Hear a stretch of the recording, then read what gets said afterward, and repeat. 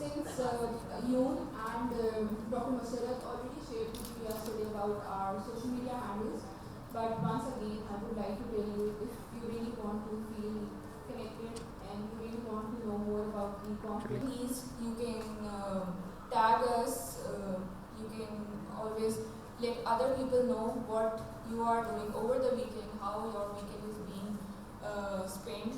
So let your fellows and your family members know that how productive and well spent your Friday. So we would really want and appreciate your feedback, your tagging, your check-ins in this regard.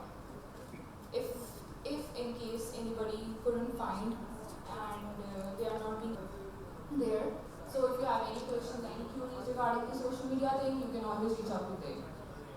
And we have just 1 or 2 minutes to formally start the conference. Okay. So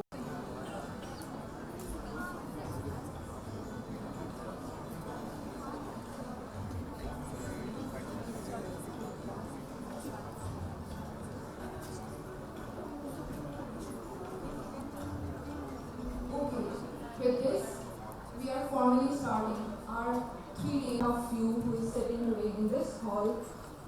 Your presence is actually a testament for these 71 years of Pakistan-U.S. friendship. Despite all the difficulties that Pakistan has been facing for many years, there is still a sense of hope and dynamism in the streets. There is clearly a remarkable resilience in the common person of this country. This year's conference theme is crucial in highlighting the amazing efforts of our exceptionally talented alumni who are playing their part in driving forward the mutual connection, mutual understanding of American and Pakistani goals of a stable, prosperous, and a resilient Pakistan. This gathering reinforces one of the most important and promising aspects of Pakistan-U.S. cooperation towards global partnerships that undergird global security, tolerance, and economic stability. Hi, ladies and gentlemen, hello and good morning. I would be briefly talking about my IVLP exchange experiences and how I used it for helping my own community in a small city like Haripur.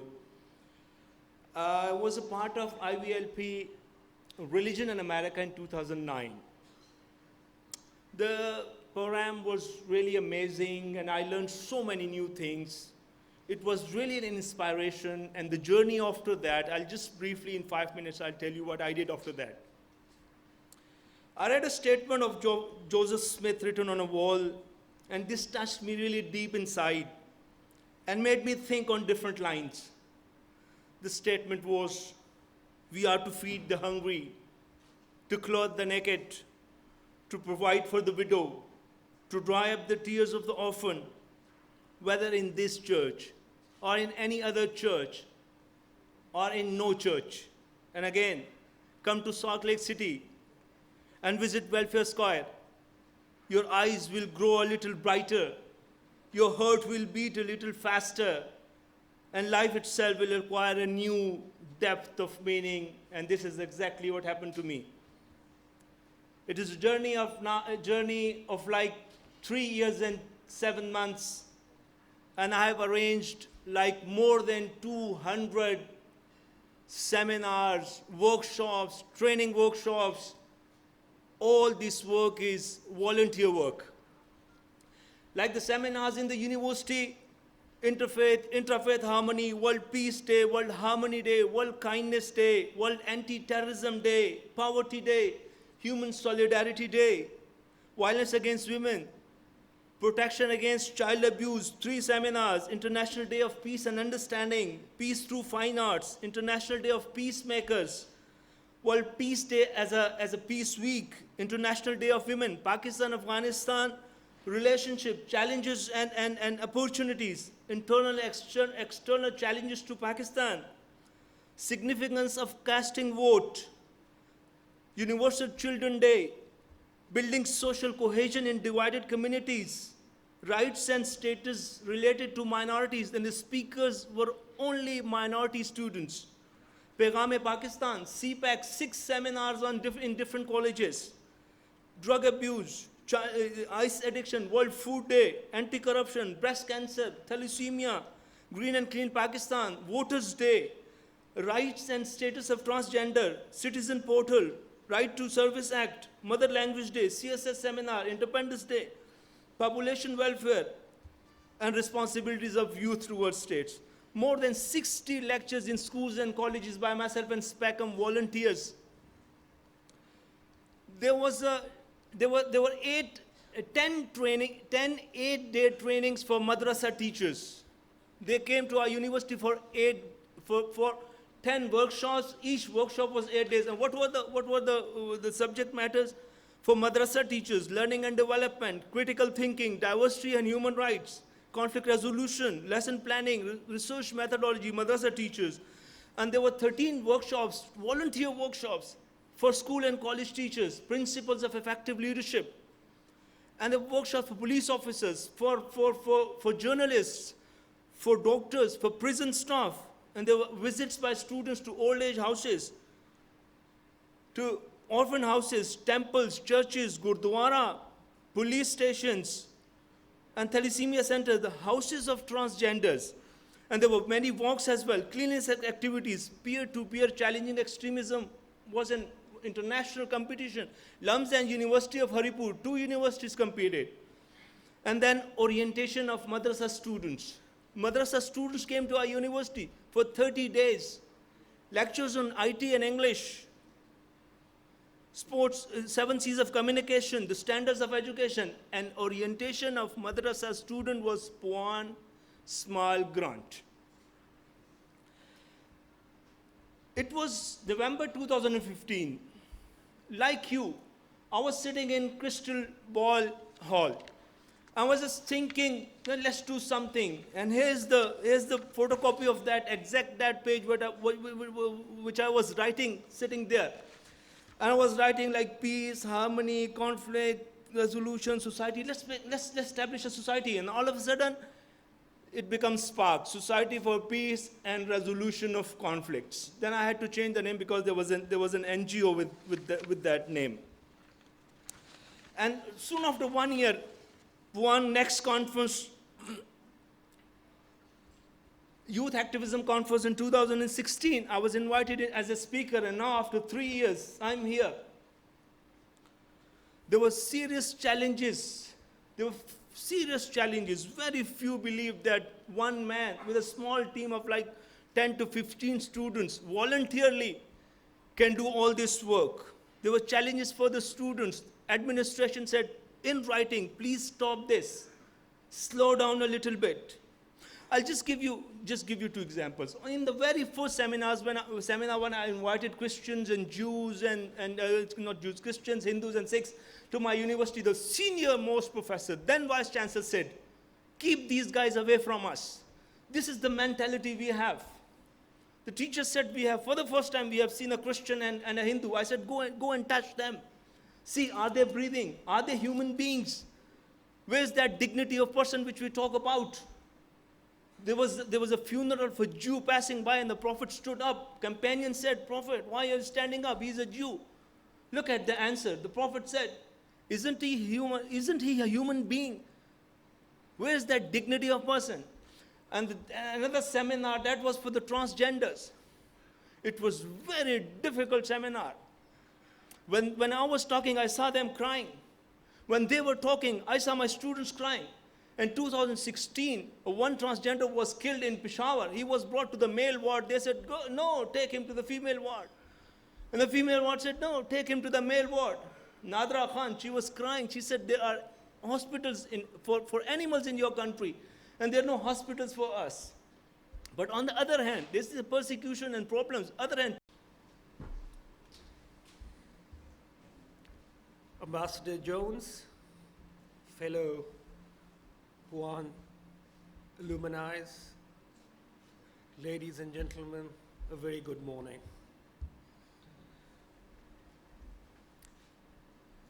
Saturday morning, my weekend spirit was pretty dampened last night in order to get here at 9 in the morning. But I owe it to my experience as IVP. They used to call it IVP then. I went in 2001. And the theme was local governments, state governments, and federal governments in the US and how the system works. It was indeed a very informative journey for me through different parts of America, from understanding Washington and how the policy making in the Twin Houses takes place while enjoying a lunch in the Oriental or Occidental restaurant next to it. From there, we went to Philadelphia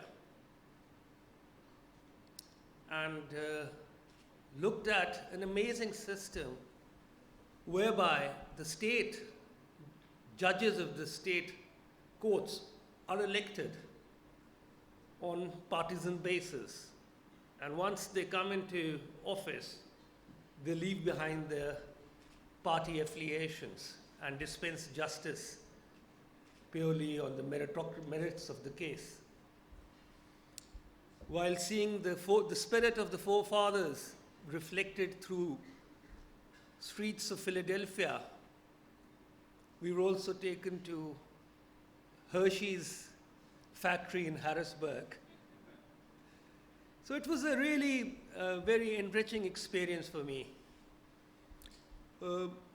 Understanding how the contract of state and citizen in America works. How important it is for inland revenue and the tax structures, the citizens which contribute to the tax structures. How different boroughs in New York, where the property tax finances education. So it was, in a gist,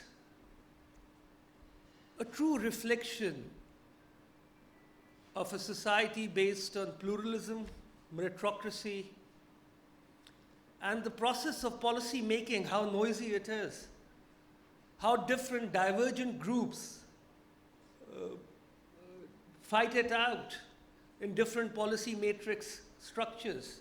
And finally, when the policy making goes through the filters and gets synthesized, that becomes a true reflection of a plural society, and the ownership of that laws and that policy takes place across the board. We were also taken, I still remember the hospitality which we were offered. I was a guest in Boulder on a Thanksgiving day with the family. So I shared a turkey with them, and I still remember, I can still taste that sauce 18 years down the road. So it was, in totality, I believe this is a very good program and has helped me in doing comparative analysis of our structures. I've served in the local government as mayor. I've served in the provincial government as in the cabinet as advisor on planning and development, and in the federal government. So all these three tiers, what I learned, I try to see whether we can further improve our government structures, our policy making bodies, and few things which are more pertinent today are what this government is committed to. As your Azm-e-Aalishan, power to resolve, this government is totally committed to much needed structural reforms which have eluded the past governments, because reforms are difficult to do. A lot of political capital gets expended on that. So in the past, the governments have been shying away. But I'm so confident that this the debate across Pakistan on need for stabilizing the economy, the structural changes which the foundations of Pakistan's economy, a country of 200 million, with the lowest per capita exports in the world, needs to be corrected. A country of 200 million people with the lowest GDP to tax ratio in the region needs to have a correction. This model is not sustainable anymore. Furthermore, the potential this country has in terms of its strategic location, our geography. I was just talking to the ambassador that we are putting in place a very futuristic regional connectivity program, development strategy for our westward connectivities through Afghanistan, Central Asia and beyond. And the potential of our coastal, 900 kilometers of coastal belt, that needs to be truly harnessed. Even in this very development budget, a few focus areas for me were the regional equitable development all across Pakistan. The areas lagging behind should be brought up in terms of physical and human resource indicators. In order to take the forthcoming challenge of the fourth industrial revolution, we need to upgrade our human resource capital. So we have put in place a very robust knowledge economy initiatives. And I look forward to further synergies and linkages between our institutions of higher education with American institutions. And in the end, I hope all of yours, all the alumni sitting in the audience, your experiences are as fresh and as useful as they were of mine. And I look forward to more interactions with you. And as this year begins, we're entering into July.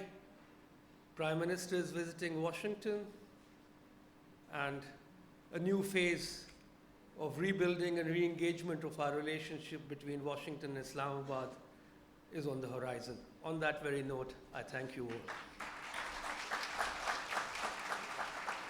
And Deputy Assistant Secretary of State for South Asian Affairs, year 2009, int'l. Now, ladies and gentlemen, participants and guests, please join me in offering a warm welcome to the Ambassador Paul Jones.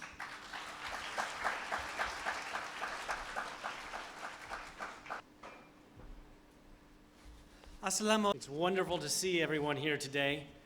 It's a great pleasure for me. I think I got it. All right. Thank you.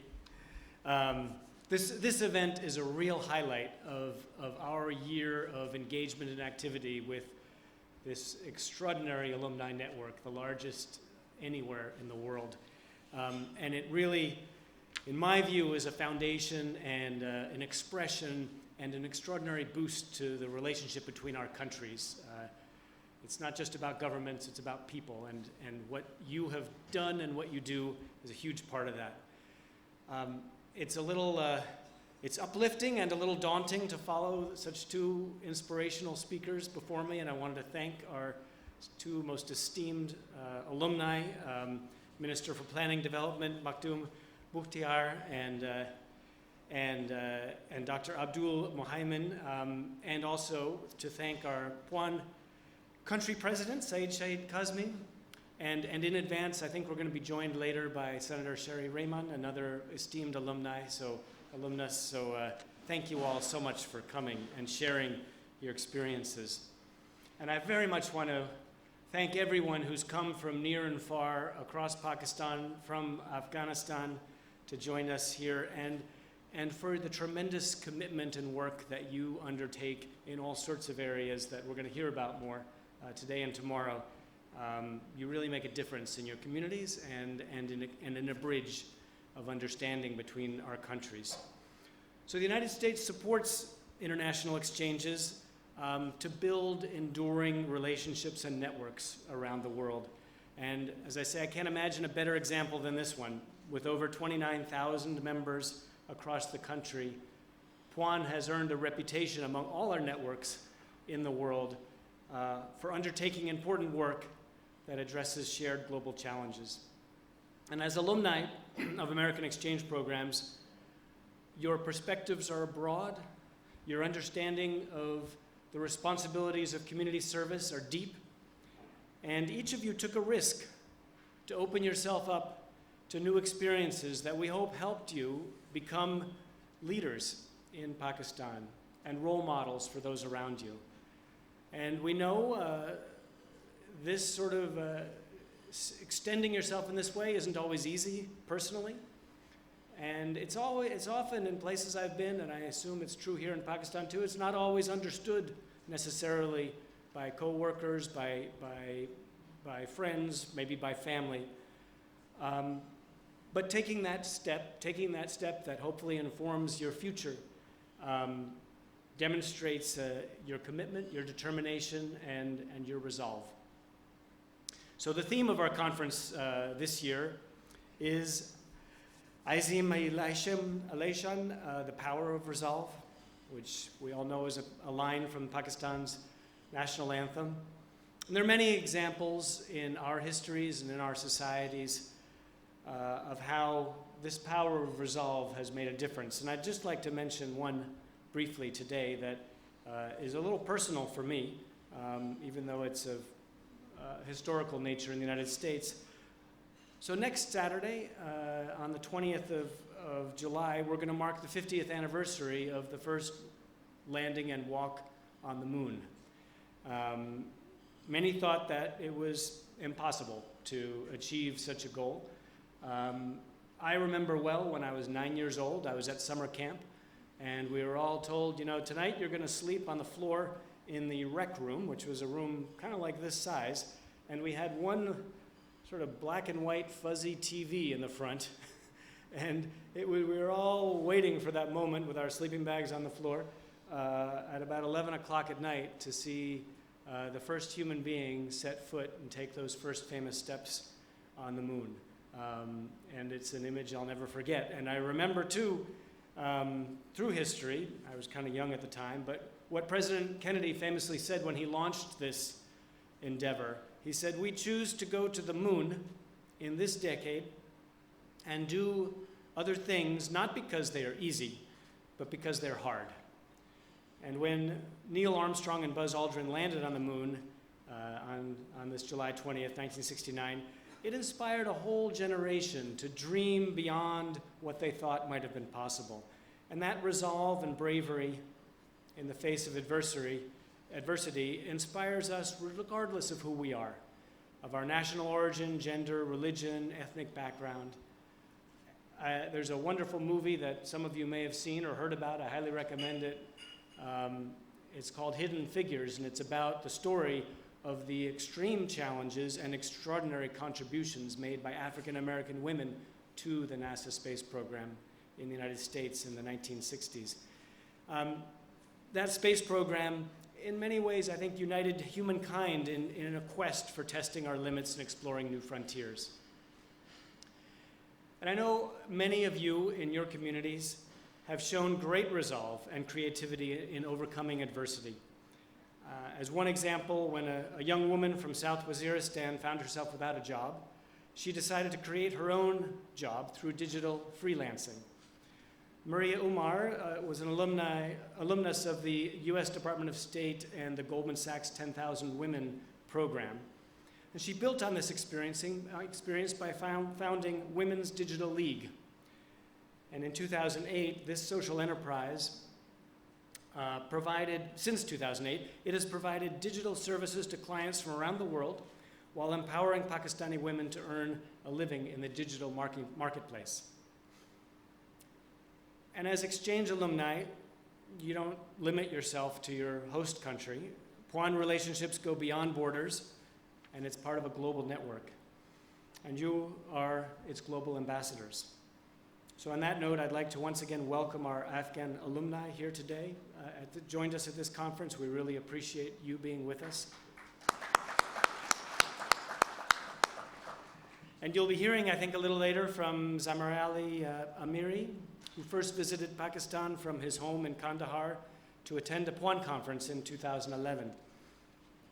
And as I understand his story, he realized when he came that common Afghan perceptions of Pakistan and its people were actually often misperceptions. And so he launched a project called Unseen Pakistan.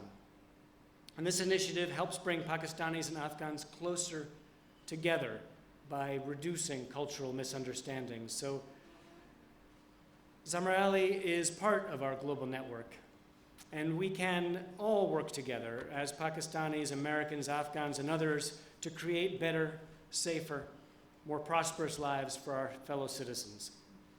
Together we have the ability to shape our futures. And today's conference is not only about talking and listening and learning from each other, it's also a call to action. And I know that right here in Islamabad, PUAN members are planning some exciting community service projects. You'll be discussing tolerance through arts at an orphanage, helping with a cleanup effort, planting trees, visiting children at a hospital. These meaningful initiatives are impactful and consequential for the people around you as well as for yourselves, and I admire your resolve, initiative, and commitment to community service. Just like those astronauts who landed on the moon 50 years ago, I encourage everyone, all of us today, to think beyond, to think and act beyond our limits. Your resolve will carry you farther than you can imagine. So, on behalf of the United States government and the American people, thank you. Thank you for being, for the contributions you make, for being leaders in your community, for building bridges between our countries, and thank you for the important work you do to make Pakistan, this region, and the world a better place. Thank you so much.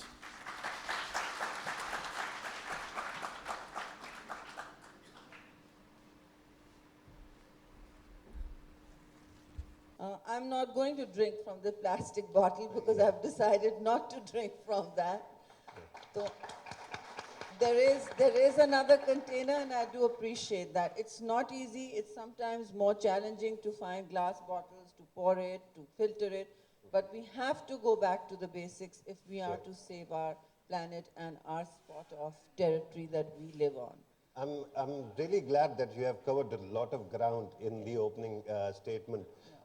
But let me come back to Pakistan itself, because you said that Pakistan is what you thought that you're going to talk about.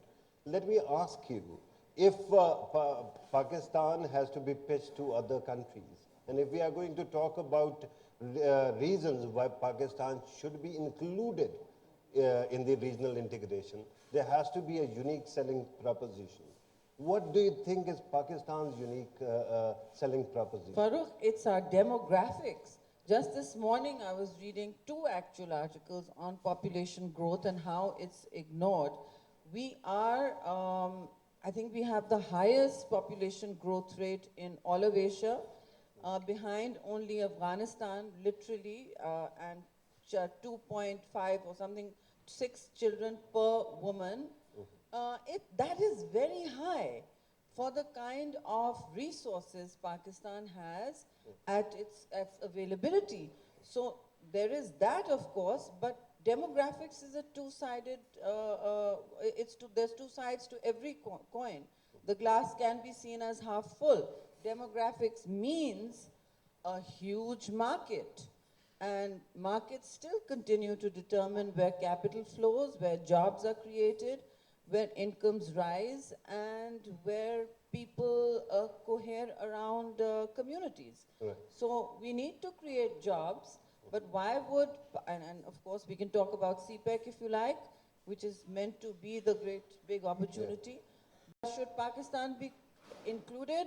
My goodness, Pakistan is one of the most high density markets available, going up as a container port. And Pakistan is at the hub of very important things called supply chains. Okay, supply chains globally now matter more than the combined militaries of the world, in my view. and they will continue to matter.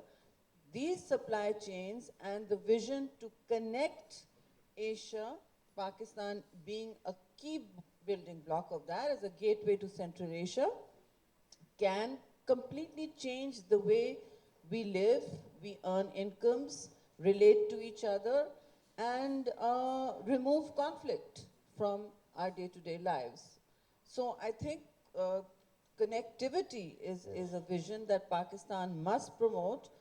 And as you know, trade and economics knows no religion. Yeah, it And does. knows no extremes. It knows nothing except that it must remain open even in times of war, a bit like the Red Cross. Right. I'm really glad that you are talking about connectivity because my next question is going to be about that. Your vision of what connectivity in Asia will look like, because I keep on hearing these words from leaders of Pakistan that regions rise and fall together. And today, when we are looking at it, of course, there are bottlenecks, like you have mentioned, India-Pakistan relationship or Afghanistan-Pakistan trust deficit. But if ideally we are going to connect, what exactly is your vision? What kind of connected Asia will look like? Right. I think the first thing we need to understand is that we have to allow more trade. Right now, even airspace is closed between India and Pakistan, and Kabul is also suffering, and that is not entirely of our making. So, without us, creating aspersions on who has done this, that is unhelpful. You work towards finding a common ground to problems, and this is a problem. Connectivity, even just people can. How many of you can even get visas to go to India? How many of you can easily get to Afghanistan? It's not easy. India is prohibitive. And the bizarre thing is if you're in outer space, okay, the one man-made structure you will see from outer space, none of this is in my notes, and I'm just streaming this because I think it's authentic. What you see is a hard, white, lit up line. That is the border between India and Pakistan. You see the hardest border in the world from outer space. That is the only one you see. And this country and India have been, in conflict over 50 years. There is no military solution, say, to Kashmir. We know that. And their inclusion in dialogue is crucial. They are a third party to this conflict.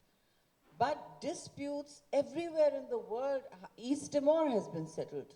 In many ways, a similar case.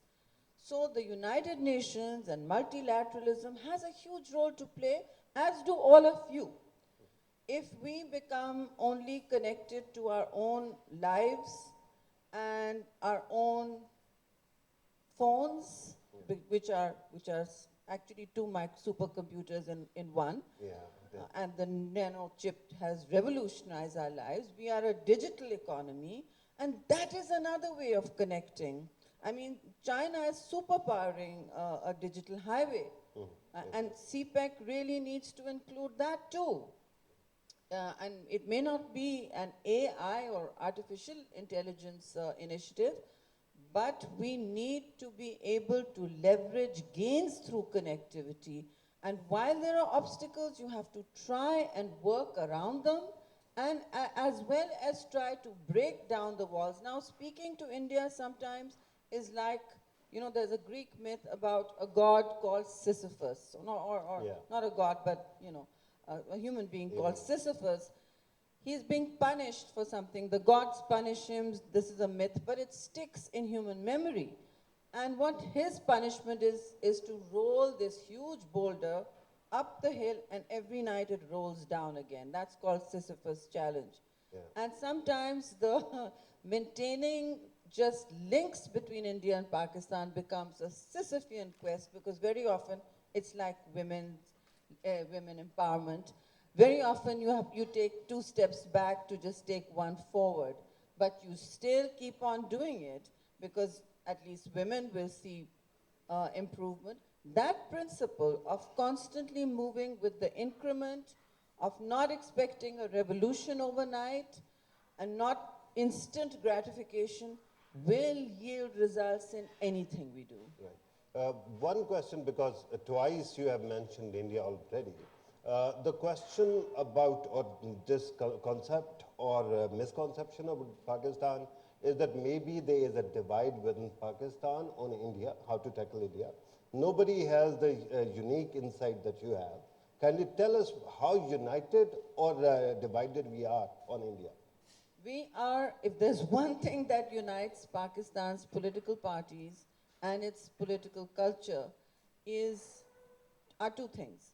One is that, as far as India is concerned, one is that yes, you can whip up war hysteria within minutes. I mean, creating pathways to violence is extremely easier. It's much easier than creating a blueprint or a roadmap to even dialogue, forget the goalpost of peace. And one must never forget that. But one thing I have seen across 22 years in politics and working to bridge what seems are impossible divides are a unanimity, a consensus across the board in Pakistan, across the political board, that if there's a conflict with India, we will all stand united no matter what we feel about each other or what you and I have done to each other. We need to signal that maturity.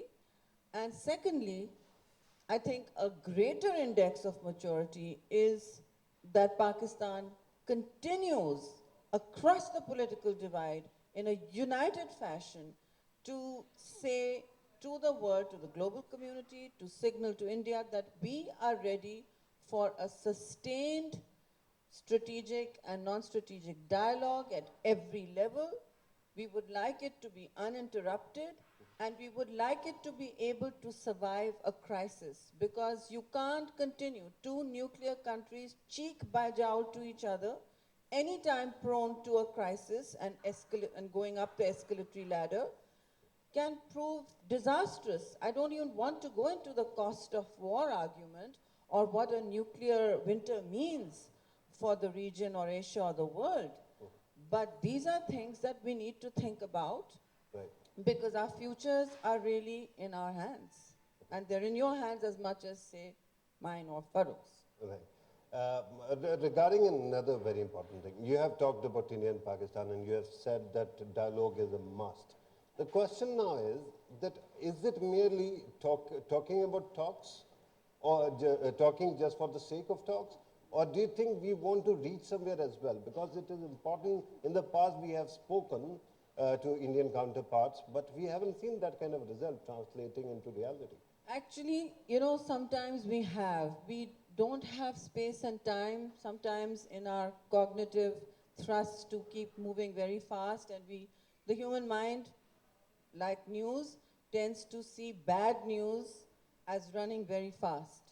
And the good news or the residuals stay behind. We still have a water accord with India. We still have a water accord. There may have been violations of it, but the Indus water accord that apportions water between our two rivers, our many rivers, 5 rivers plus the Indus, is in one form holding, despite, say, threats from Narendra Modi to weaponize water, which are hugely irresponsible, and I would think really, really myopic, even for India. Look at Chennai today. I'm sure you must have seen on Twitter or social media that there is a water train going to Chennai. It is already a water-starved country in the city, and they are having to ration their water. You must have heard of a city in South, I think Cape Town, yeah, or South America. That is a future that is very possible for us, and we need to worry about that. We need to worry about climate catastrophe and climate emergencies together, because India and Pakistan can draw boundaries, but the effects of pollution, and we are some of the most polluted countries in the world, Lahore and New Delhi, for instance, and now Karachi. Smog introduces a 5th season in Pakistan now. There's a 5th season. And so there's a climate emergency. When there's an avalanche in Kashmir, the two prime ministers are forced to talk because our citizens, our soldiers, our people, हमारे शहरी उस वक्त उसके हदफ में होते हैं. They are targets and they're victims. And the law of humanitarian nature dictates that conversation. So why cannot it stay on? We are the most climate stressed region in the world. Pakistan is the 7th most vulnerable country to climate stress. Population also doing just great, very high and unsustainable numbers. India and Pakistan need to talk about these things. There are many, many things that are holding, that ceasefire is holding. There are visas for instance, SARC stamp visas that allow activity, people-to-people contact. There are still many things that are holding. DGMOs can talk to each other in times of crisis. But it's not even the tip of the pyramid, of the iceberg. The iceberg has been sinking because ice is melting everywhere. Right. And this one needs to be rescued. Yeah. And it's going to be rescued by all of you, because really there has been a clear policy failure from India first and then at some level Pakistan. But I have to say, and I'm not saying this because I'm Pakistani, I'm saying it as someone who's watched the region very closely for 30, 40 years as a journalist and a politician. Pakistan is trying very hard to course correct, and it needs to be given a chance. Right. Now let us talk about Afghanistan as well. Let us talk about possibility of hope. I think that hope is, for instance, any politics, real politics is about. But remember one thing, hope is not a plan. Hope is the goalpost you work with. It's what gets you out of bed in the morning, right? And it has to be there as the light that motivates you to move through what seems to be sometimes impossible targets that we set ourselves, sometimes individually, sometimes collectively. But as far as Afghanistan is concerned, Pakistan is also course correcting there. There are historic wrongs and imagined disputes between the two countries. And I say imagined because public imagination is very important. Sometimes perception becomes reality, and one has to address that. Pakistanis, say from Karachi, where I'm from, it's actually now the largest Pakhtun city in the world, incidentally, as a result of Afghan migrations, and those people should be given a stake in the future of our city. Right. They live there. But we have a different view. We consider ourselves hosts, we consider ourselves friends of Afghanistan, and when we meet with a swathe of people from Afghanistan, suddenly, see in the cricket match you must have seen, there was hostility. That is most unfortunate. We need to ask ourselves why instead of being angry in return. We need to ask ourselves why this is happening and what was not in our hands that happened. And what can we do? History is a very powerful force in South Asia. We are not one of the civilizations that forgets. Right. There are many civilizations and cultures that can't remember anything, and I won't get into that. But we are not one of those. So we need to understand that the first step is this kind of communication. We need to communicate, even in your home, if you have a dispute or a fight. The first thing you will be counseled is to communicate your fears, your worries, anxieties, or even your telegraph your anger, so that the other party has the ability and creates the momentum or the space to address what you are feeling as wrong. And that is perhaps what is going on in Afghanistan today. Our prospects for peace, okay, that's a huge strategic question. And I've just written about it. I have to say that peace can only be brought to Afghanistan by Afghanistan. Not us, not patrons. There is no patron-client relationship. The future of Afghanistan must rest in Afghan hands for it to be durable and sustainable. We have no business doing anything other than supporting Afghan peace processes And right now, the United States is in the lead. I think that Pakistan has been hugely supportive of it over the last 3 governments, building up incrementally to a huge course correction, where we are signaling and clarifying that we support no player or group in Afghanistan. That is for Afghans to decide through an electoral process and through bolstering their constitutional strengths, which are now, again, I believe, on the negotiating table amongst Afghans. That conversation has to be encouraged more than any other thing. That will lead to the peace process, not Russia, China, Pakistan, Iran, and the United States leaving a vast footprint on it. No, we must enable it, we must provide the venues, the resources. But what troubles me is, how will Afghanistan look out for securing that peace? I mean, nobody can remain forever guarantor. Yeah. And how will it remain solvent? These are $4 billion. How will it pay for its security forces? These are important questions that need to be addressed by the international community too. Because you can't leave the Afghans with a mess and say, all right, now after 17 years of, occupation, here you are, fix this yourself. It's not going to be easy, but let us be very clear. We are not exercising levers in Afghanistan. We are just there to support it because we have exercised levers in the past which have not led to optimal outcomes for Afghanistan or Pakistan. Right. Finally, since you have talked about the U.S. role as well, let us talk about Pakistan-U.S. relationship and what exactly is the trajectory, what are the shared values? After that, we'll move to Q&A session. Please go. Sure. Pakistan and America, everybody knows, has a actually strange relationship. There's a duality in it. We have high expectations from each other at a personal level, at a human level. I think there is, and I just was saying this yesterday, that Americans and Pakistanis actually engage very well with each other. At a human level, there is instant friendship, and I've experienced this at university. I went to Smith College, and then I also went to another university in another country. I still had American friends there, as opposed to the host country. And we've all experienced at every level, at a human level, it is very easy to befriend each other. And when I was ambassador, the friendships were strong. Although we were constantly, sometimes, not just talking to each other, we were talking at each other. And those were our briefs. And we then we solved problems.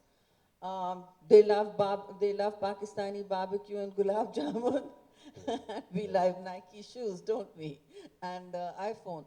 So I think there's a lot we can exchange. We should not only think in terms of strategic failures and successes, but as people. People make societies, and an important lesson of foreign policy is that ultimately it has to be societies that bend history, not just the people who lead the states. Right. So I think that's where we should be headed.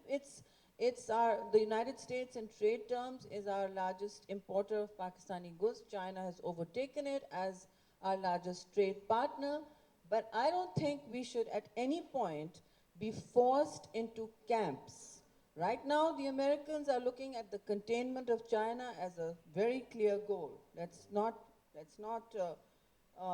pretend that is not the case. The containment of the People's Republic is a very clear goal. It's a rising power, and Asia is certainly rising on the backs of Chinese growth and connectivity ambition, and it's projecting its soft power. But the United States remains the global military superpower and by far the largest economy. China is catching up, it's number 2, and in purchasing power terms, it's actually number 1.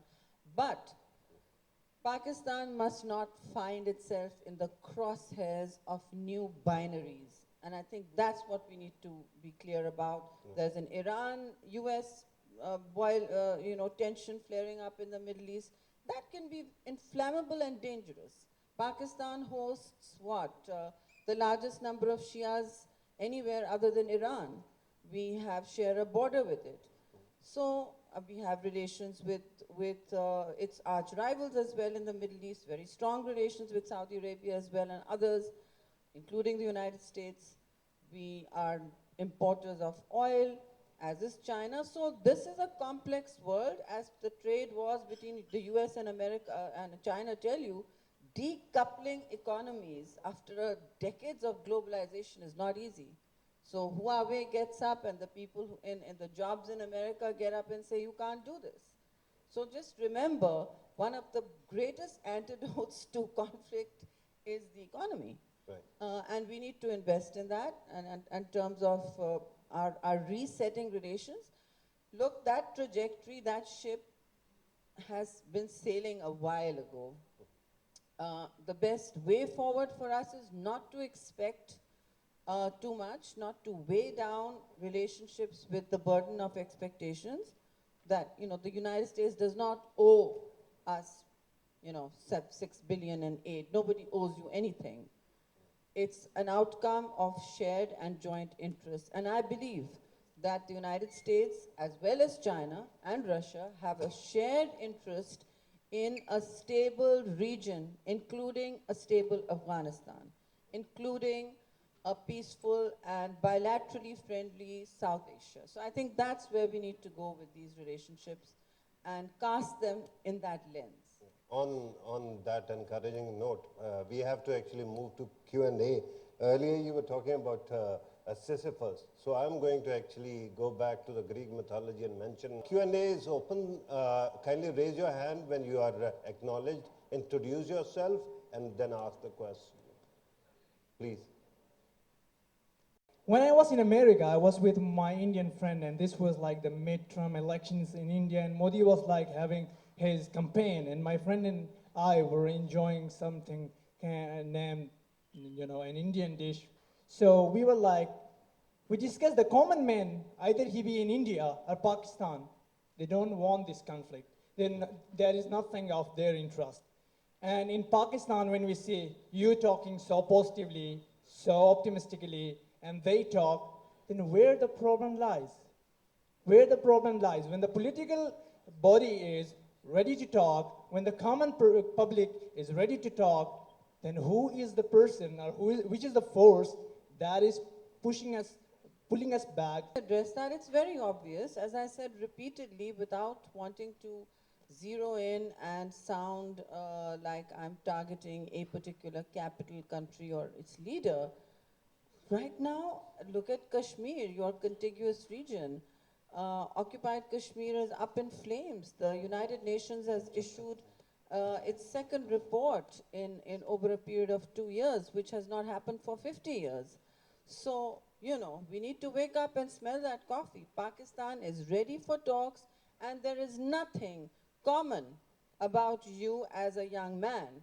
To me, there are only uncommon men and women, and they are the ones that should be democratically making or influencing decisions made in closed rooms. And the decision in a closed room in New Delhi right now is that, no, we are not going to talk about Kashmir, no matter what its people want, or anything else with Pakistan, because that helps our political ratings. And the trend of exclusion and defining oneself as only Hindu, which is not the constitution of Bharat or Hindustan or India, is leading towards that. It's given Narendra Modi a muscular second majority, which is empowering him to build an even more dangerously exclusionary formula, which has its impact not just on Muslims and Dalits and other vulnerable minorities in India, but, other than the tokens, generally, they are vulnerable. And of course, even in our country, minorities have been vulnerable. We have no saints at all. But the point here is that we must find paths to engage, and we continue to do so while they remain blocked. You cannot say to a country that we will only talk if South Asia is as peaceful as Denmark tomorrow. That's not in our hands, nor do we have the human agency or security agency to be able to do that. Right. People have to take common problems with common solutions. And if we address terrorism, we need to address it together because it knows no borders. It can pass through the internet. Terrorism is like climate change. It knows absolutely no borders. Right. We are joined by one alumnus from. Very simple, short answer is governments and states have to take responsibility while people and the general public can be influencers and must be. We must not strip ourselves of choice by saying it's only the state and it's only the government. If governments are not doing what we need them to do, or we see them as doing, then we have to remind them of the choices they need to make. And I don't think, secondly, I don't think that any investing in the blame game is helpful to any outcome, but if you are searching for answers, which is I think quite normal, and it helps normalize one's own cognitive and moral universe, then I certainly don't think the young people are responsible for any of this. The responsibility squarely lies with the 50 plus, us, me, all of us. I may not have been a player at all, and many politicians were also not, many journalists were not. In fact, we were constantly saying that this is wrong. Even saying so, I think, is important because that's how the state responds. That's how governments respond. They watch their people. I mean, come out against particular actions. You watch, you see in Britain when the Iraq war was on, I don't know if you noticed, again, the internet is a great leveler and informer. There were crowds of just uncommon people all over, choking the streets of London and other cities against the war. And so I think the people spoke in seeking peace and voting against conflict. Pakistanis also have to rise. That is the next step. We have to realize that we stand for something and nothing comes to you. No big decision you choose or outcome you want comes to you from a comfort zone. Nothing comes to you I mean, if it does, you're really lucky. But then that you need to go one step higher and escalate the chronology of your ambitions because you're doing really well if it's coming to you on a plate. Well, thank you very much, ma'am. Before I go to the questioner, and I must reach out and enable each other. Thank you. You just made my life worth living, actually. Really, sometimes we wonder, what am I doing? The day gets long and you're just in that Sisyphean quest and somebody, and it doesn't stop. You're quite right. It doesn't stop. People are actually now, oh, dragon lady, this, that. I walk around with a forbidding reputation. I do that on purpose. Otherwise, I'm a very friendly, spontaneous kind of guy, okay? And I'm able to bond with people at a buddy level across the political divide, across gender. So that helps. That really does help once you are able to do that. But what unfortunately triggers respect is, or rather fortunately, is your ability to stay the course. And just yesterday, in a standing committee, where the people sitting, I won't name them, across me were actually, they came in pretty much worried about what's going to go down because I'm a fairly aggressive cross-questioner. And I was like, you know, I have great respect for you, but this is not panning out. You are not here to respond to me and to my phone call. You need to demonstrate how you respond to the general public. And I'm going to make a random phone call to you from a random number and you will demonstrate how you respond. Don't tell me, madam, hum aapke number ko respond kare. That's easy, okay? You take my no. You have to demonstrate a culture of public responsiveness. And if it's One phone call at a time, I don't care, I do it. You have to do the one little thing at a time. What was the response? I said, why aren't they even answering that phone? I was making a call. I said, I'm going, it's unusual for a standing committee. It's going, I said, no, I'm cutting through this. I want to know public response on your customer service. You're a government agency. Answer the phone call. And he's like, oh, madam, you know what he said? वो लड़कियों से डरते होंगे. This is what he said. And I was like, that's it. You just made the rest of your meeting a nightmare. And he immediately realized his mistake. I said, I'm 58 years old. I have been the leader of opposition, not women only, across the political divide. I'm the parliamentary leader in the front row, and you are telling me that ladkiyon se dar raha hoga. What was that? And it's nothing, this much worse goes on. I'm just telling you what happened yesterday. He apologized. I said, apologize again so everybody can hear you in the room. And assure me that you will not do this on somebody who's much younger, who's less confident of who they are in their shoes, and who will feel that, you know, who may not feel they can say this back to you again and again. And a lot of women just walk away. Don't walk away. Insist on that apology. You are entitled to it. And if it's not like that, just say, I'm absolutely equal or better than you to yourself. That's what I say. And they try to. There's a room full of men called manners. Room full of men. I'm so used to it. They will still, after 20 years in politics, try to hop over you because there's a culture of not shaking hands with ladies, so there's over-glossing. They'll say, you're going to have trouble if you ignore me. So you have to sometimes become that which you hate, which is a pushy woman. I hate pushy women. I believe grace is an innate value and virtue. But you have to do that because I'm not letting someone take my seat at the table. You should not. And we should bargain for salaries. You know, my first salary in my first job in media, I did not.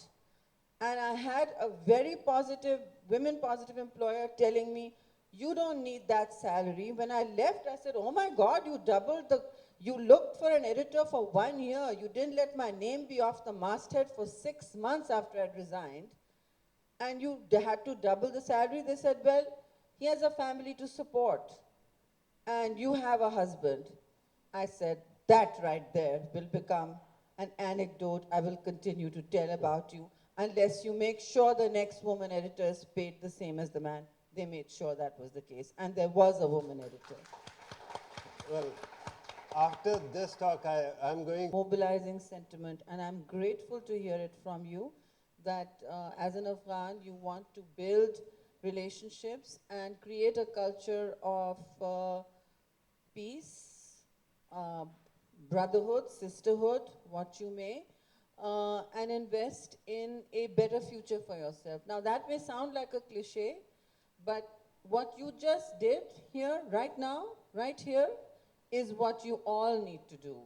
You need to signal to the other who has perhaps hesitating that should I reach out, will I get a verbal slap in my face, which many of us have often received. You just provided that encouragement for another to reach out to you.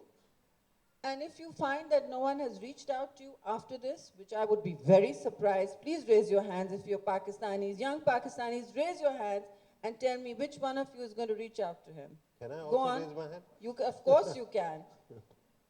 There you go. You know now how many people are going to reach out to you. Women too, please. This has to be across gender divides. So yeah, so you now already have a good 25 people who will be reaching out to you. What you just did there is what everybody needs. All you need to do is signal that we are ready to build, to take down the fences and build blocks